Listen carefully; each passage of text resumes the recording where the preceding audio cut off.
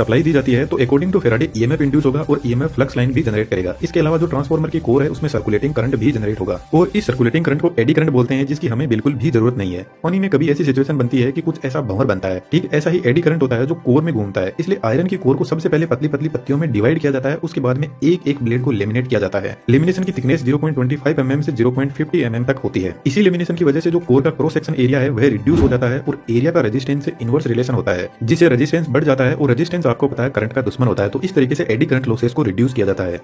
Power transformer में जो iron की कोर होती है वह एक्चुअल में cold rolled green oriented silicon steel की बनी होती है, जो हिस्टैरिसीस लॉसेस को रिड्यूस करती है। हिस्टैरिसीस लॉसेस मैग्नेटिक फील्ड की डायरेक्शन बार बार चेंज हो रही है, इसी की वजह से इंड्यूस होते हैं। और आपको पता है जो ट्रांसफार्मर में हमिंग नॉइज सुनाई देती है वह इसी मैग्नेटिक फील्ड के बार बार चेंज होने की वजह से सुनाई देती है, जिसको मैग्नेटोस्ट्रिक्शन बोलते हैं। इस मैग्नेटोस्ट्रिक्शन की वजह से ट्रांसफार्मर की कोर एक्सपेंड और कॉन्ट्रैक्ट होती है, जो एक हमिंग नॉइज जनरेट करती है। इसके अलावा भी ट्रांसफार्मर में बहुत सारे लॉसेस होते हैं, लेकिन मेन यही है।